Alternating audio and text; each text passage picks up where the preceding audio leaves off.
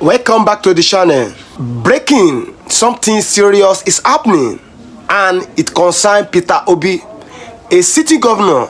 Yes, a governor stood boldly and warned that Peter Obi must never enter Edo again. Edo State again without permission. This is not a joke. This is not politics as usual. This is a clear threat. My people, if Peter Obi, a peaceful man, a former governor, and a presidential candidate, is no longer safe to move freely in his own country, then who is? This is not just about Obi. This is about all of us. And what you are about to hear will shake you. Watch this clip closely. Then we will expose the truth the government doesn't want you to hear. The man will say no gashishi. I am sending a direct message to him. There is a new sheriff in town. He cannot come to Edo without telling me, because his security will never be guaranteed.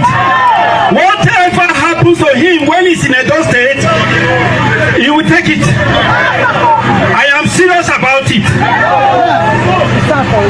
He came the other day and donated 15 million. Somebody will say, no, Gashishi, why get 15 million to donate to people? By the time he left, there was crisis. 3 people died in Benin. So for that reason, tell Obi he should not come to Edo without telling me. Now you have heard it from his own mouth, not rumor, not fake news. The governors of Edo issue a public threat against Peter Obi. But why? And why now? In the next 10 segments, we will break it all down. Every detail, every lie, and every truth the media is hiding. Let's begin with what he actually said. Let's start from the roots, because if we don't understand the words, we may not understand the war. Governor Nnamdi Okpebholo, the acting governor of Edo State, stood boldly in public and warned Peter Obi, the Labour Party presidential candidate, not to enter Edo again without his permission. This was not a whisper, it was loud and clear. He claimed that after Obi visited a school of nursing to donate 15 million naira, 3 people allegedly died. And because of that, he said Obi must get clearance next time before stepping into Edo State. Let's be real, when a governor talks like this, it is not just about protocol, it is about intimidation. This is a direct political threat.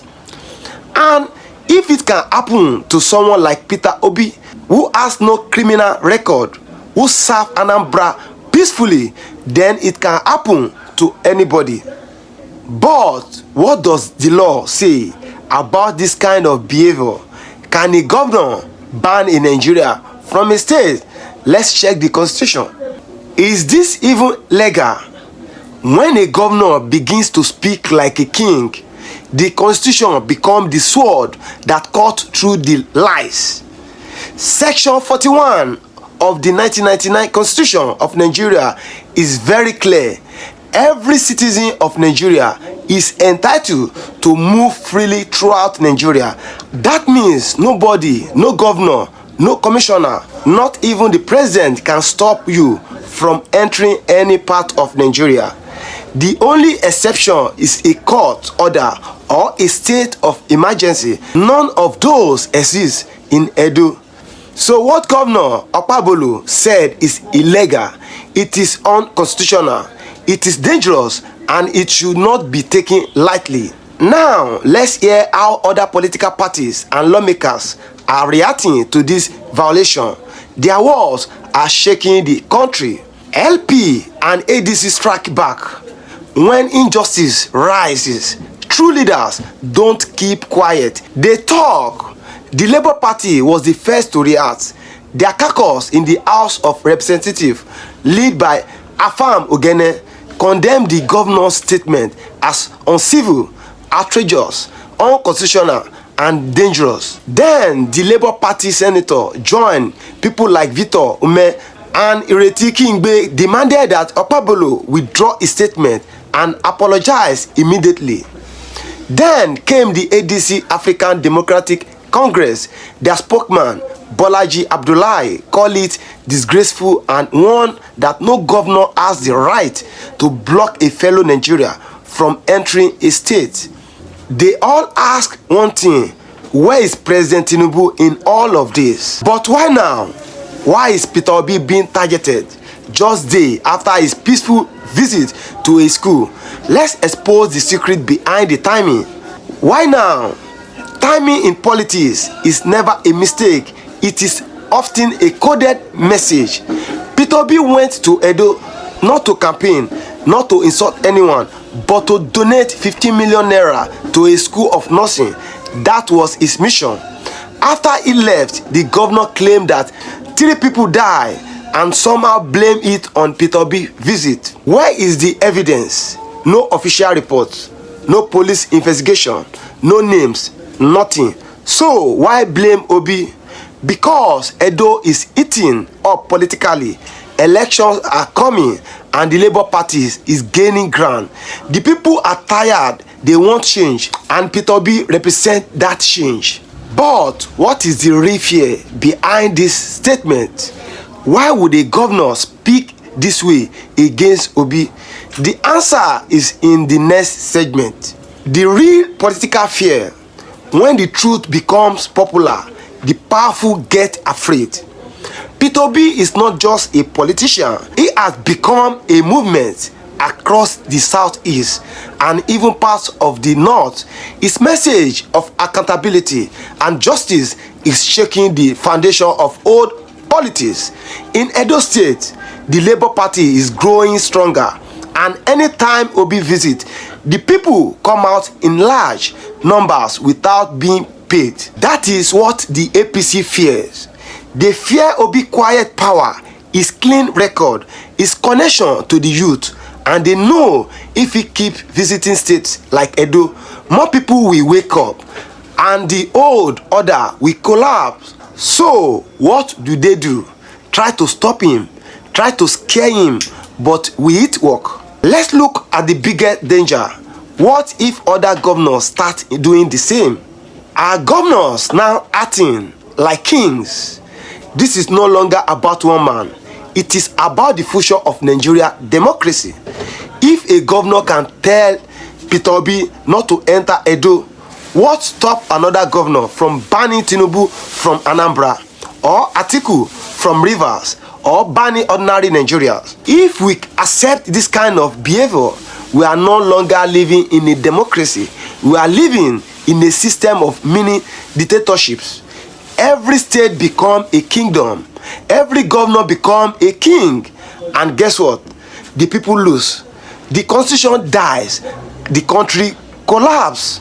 And what happens next may surprise you, because this statement is already shaking the federal government. Is Tinubu silent on purpose? Silence in the face of abuse is a form of permission. President Tinubu has not spoken. The federal government has not issued a warning. The police are quiet. The DSS is watching. Why?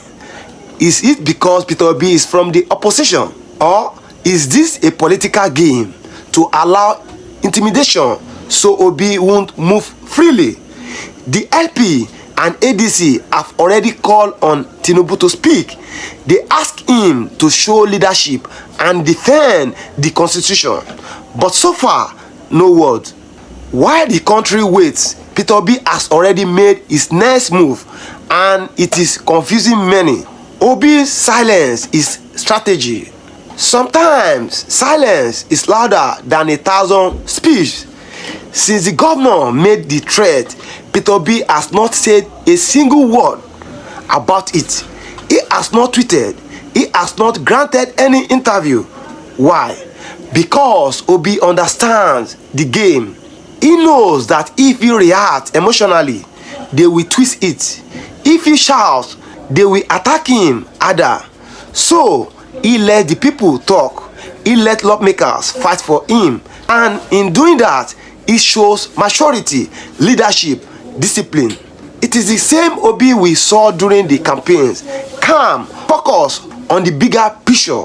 And in our final segment, we will tell you why all this matters, not just to Obi, but to you. This is bigger than Peter Obi.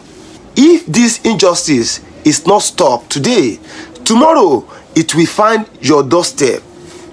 This story is not just about Peter Obi, it is about what kind of Nigeria we are building. A Nigeria where only the ruling party has freedom. A Nigeria where a governor can shut the gate on a citizen. A Nigeria where donation to schools bring death threats. We must say no. Peter Obi is one of the few politicians who still walk freely without convoy, who speaks without insult, who donates without noise. If such a man can be threatened, what about the rest of us? So, what should we do now? Stand up now or forever keep silent. Injustice doesn't win because it is powerful. It wins because the people stay quiet. This is the time to speak. Comment on this video, share it to others, tag your lawmakers, call your radio station, demand that Okpebholo apologize, demand that Tinubu speak, demand that Peter Obi be protected. Because if we let this pass, more governors will rise with pride and start banning whoever they fear. But if we speak now, we will protect not just Peter Obi, but the future of Nigeria. If you believe that no Nigeria should ever be banned from visiting any part of this country, hit that like button, subscribe to this channel for more deep political analysis, and type in the comments, no governor is above the law.